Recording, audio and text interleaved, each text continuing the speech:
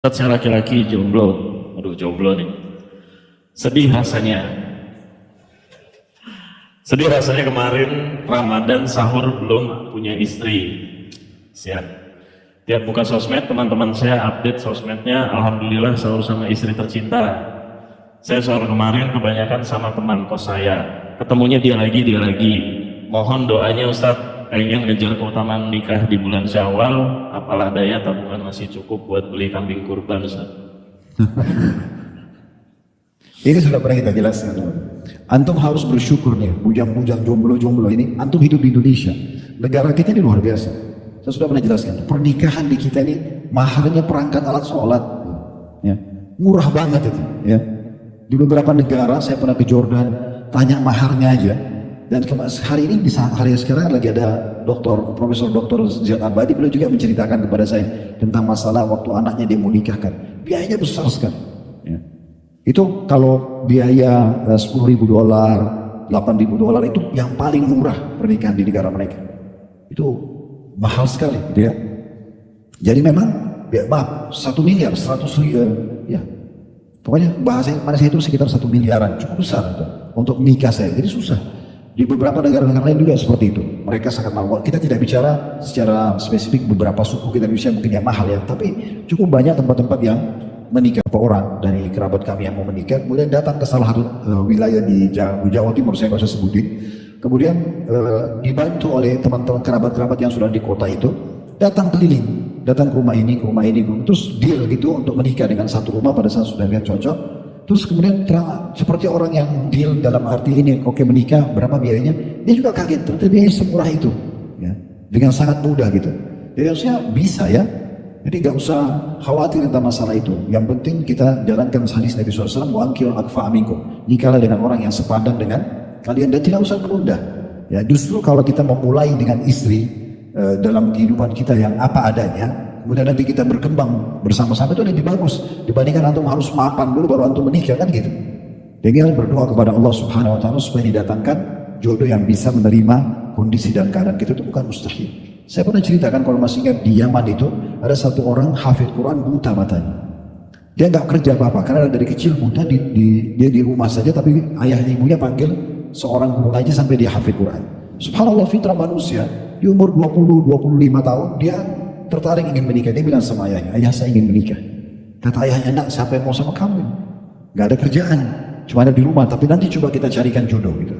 Lalu kemudian dia merasa kecil hati karena kok ayahnya malah bilang seperti itu. Lalu dia bilang, anak ini cerita, dan ini menjadi bahan cerita di dai-dai di Yaman gitu ya. Dia cerita, dia bilang, selama sebulan saya berdoa kepada Allah, bukan hanya sekedar dimudahkan nikah, tapi mendapatkan jodoh yang kaya, yang cantik, yang pintar, ya, semuanya berkumpul kebaikan itu.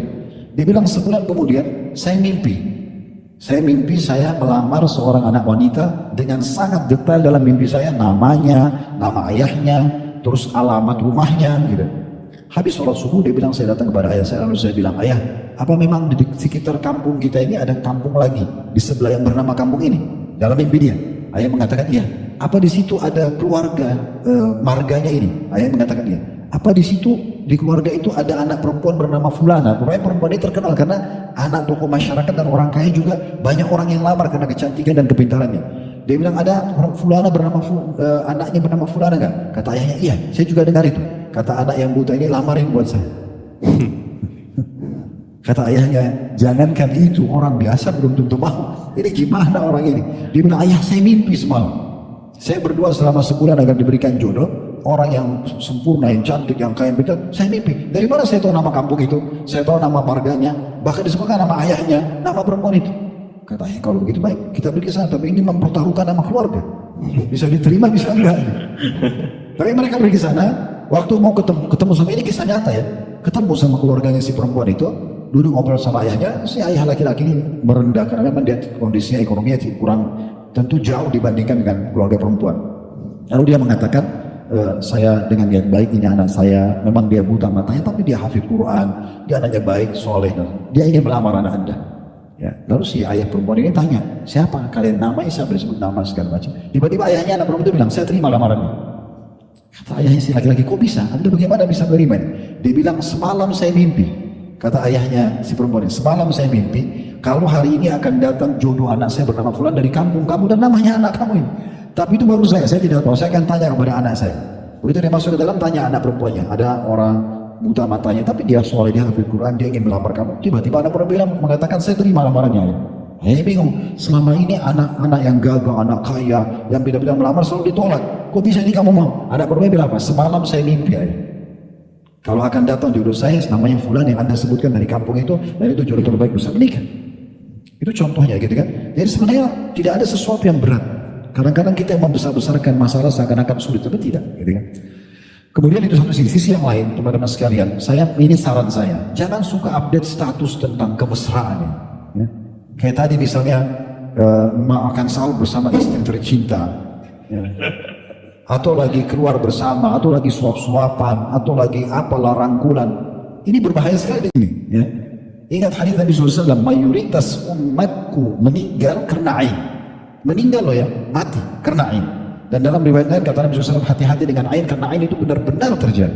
Dan ain itu dalam riwayat lain lagi bisa membuat manusia masuk ke kuburan dan unta masuk ke kuali. Artinya saking parahnya. Jadi jangan teman-teman sekalian, tidak usah. Untuk apa? Sahur nikmatin aja berdua. Untuk apa dibuat status? Ya, ada orang masya Allah satu hari bisa ganti status 10-20 semua kegiatannya dia. Untuk apa? Apalagi kalau berhubungan dengan masalah ibadah atau kemesraan ini sebaiknya dihindari. Ini masalah buat antum sendiri. Ya termasuk kesan ini jomblo, gitu kan? Dia akhirnya sakit hati karena dia tidak punya, gitu kan? Bisa saja dia hasad, misalnya, kan gitu bisa saja, bukan mustahil, kan begitu. Jadi dari dua sisi sudah kita jawab, ya si jomblo dia nikah saja, melamar, cari orang, mohon kepada Allah SWT supaya Allah mudahkan orang-orang yang sepadan. Dan kalau datang penawaran jangan buru-buru tolak, ya.